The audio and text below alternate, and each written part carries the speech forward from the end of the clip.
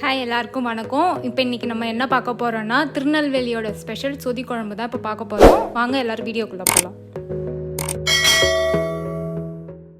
தேவையான பொருட்கள் 2 கேரட், 2 உருளைக்கிழங்கு, அரைச்ச இஞ்சி பச்சை மிளகாய் பேஸ்ட், வேக வைத்த முருங்கைக்காய் 1, பாசிப்பருப்பு வேக வைத்தது, பச்சை பட்டாணி பீன்ஸ் வேக வைத்தது, சின்ன வெங்காயம் 15, வதக்கி எடுத்த 2 கத்திரிக்காய்,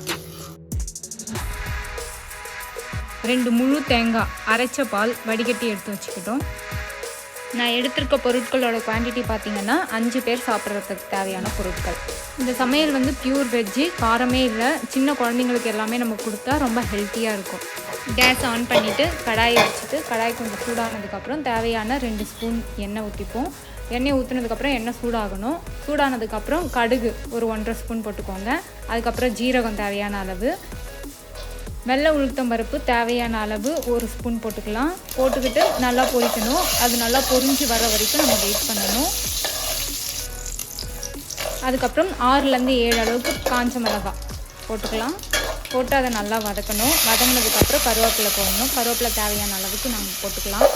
போட்டுக்கிட்டு ஆல்ரெடி நம்ம எடுத்து வச்சுருந்த சின்ன வெங்காயம் 15 வெங்காயம் வச்சுருந்தோம் இல்லையா, அதை போட்டுட்டு நல்லா வதக்கணும். வெங்காயம் நல்லா பொன்னிறமாக செவந்து வதங்கினதுக்கப்புறம் இப்போ ஆல்ரெடி எடுத்து வச்ச காய்கறி பச்சை பட்டாணி, பீன்ஸு, முருங்கைக்காய், வதக்கி வச்ச கத்திரிக்காய், உருளைக்கிழங்கு, கேரட் இதெல்லாம் போட்டு நல்லா வதக்கணும். ஒரு 5 to 6 மினிட்ஸ் வந்து நீங்கள் மீடியம் ஃப்ளேமில் வச்சு நல்லா வதக்கிக்கோங்க. ஏன்னா ஆல்ரெடி இதை நம்ம தனியாக வதக்கி எடுத்துட்டோம். அதனால் 5 to 6 மினிட்ஸ் மட்டும் வதக்கினா போதும். ஆல்ரெடி நம்ம எடுத்து வச்ச அரைச்ச இஞ்சி பச்சை மிளகாய் பேஸ்ட்டை போட்டு நல்லா மிக்ஸ் பண்ணிக்கோங்க. மிக்ஸ் பண்ணதுக்கப்புறம் நமக்கு தேவையான அளவுக்கு மஞ்சத்தூள் ஒரு 1/2 ஸ்பூன் போட்டு நல்லா மிக்ஸ் பண்ணிக்கோங்க. மிக்ஸ் பண்ணி நல்லா வதக்கணும். வதங்கினதுக்கப்புறம் நம்ம ஆல்ரெடி எடுத்து வச்சோம் இல்லையா அந்த பாசிப்பருப்பு வேக வச்சது, அதை நல்லா போட்டு நம்ம மிக்ஸ் பண்ணணும். இதை வந்து நம்ம அப்படியே விட்டுறக்கூடாது, ஏன்னா வந்து அடி பிடிச்சிக்கும். அதனால் நல்லா நீங்கள் தொடர்ந்து கண்டினியூஸாக வதக்கிட்டே இருக்கணும்.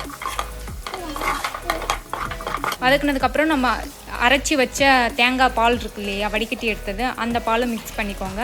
நல்லா ஃபுல்லாக அடி பிடிக்காத அளவுக்கு நல்லா மிக்ஸ் பண்ணி விடுங்க. இது வந்து ரொம்ப நேரம் கொதிக்கக்கூடாது, ஏன்னா ஆல்ரெடி எல்லாமே நம்ம வதக்கி எடுத்ததுனால ஒரு 5 மினிட்ஸ் மட்டும் நீங்கள் கொதிக்க விட்டால் போதும். தேவையான உப்பு வந்து நீங்கள் கடைசியில் சேர்த்துக்கோங்க. இப்போ வந்து ஹை ஃப்ளேமில் வச்சுக்கலாம், ஏன்னா நம்ம எல்லாமே முடிச்சிட்டோம். இது ஃபைனல் ஸ்டேஜ். ஹை ஃப்ளேமில் வச்சு கொஞ்சம் ஒரு கொதி வந்தோடனே நம்ம ஸ்டாப் பண்ணி எடுத்து வச்சிடலாம். சொதி குழம்பு நமக்கு ரெடி ஆயிடுச்சு. திருநெல்வேலியோட ஸ்பெஷல் இது தான். இந்த குழம்பு நல்லா கொதிச்சதுக்கப்புறம் இறக்கி வச்சிட வேண்டியது தான் நம்ம. இப்போ வாங்க தனியாக இப்போ கப்பை மாற்றி ப்ரெசன்டேஷன் ஸ்டார்ட் பண்ணலாம். லாஸ்ட்டாக கொத்தமல்லியை சேர்த்து இது சாப்பிட்றதுக்கு ரொம்பவுமே டேஸ்ட்டாக இருக்கும். ஹீட் இருக்கிறவங்களுக்கு வந்து இது ரொம்பவுமே யூஸ் ஆகும், ஏன்னா இது ரொம்ப தேங்காய் பால் சேர்த்ததுனால ரொம்ப குளிர்ச்சியாக இருக்கும். இது வயிற்று புண்ணுக்குமே ரொம்ப நல்லது. அதே மாதிரி நம்ம சின்ன பசங்களுக்கு கொடுக்கலாம், ஏன்னா வந்து இதில் காரம் எதுவும் இல்லை, வெஜிடபிள்ஸ் சேர்த்துருக்கிறதுனால அவங்க ஹெல்த்திக்கு வந்து இது ரொம்பவுமே தேவைப்படும்.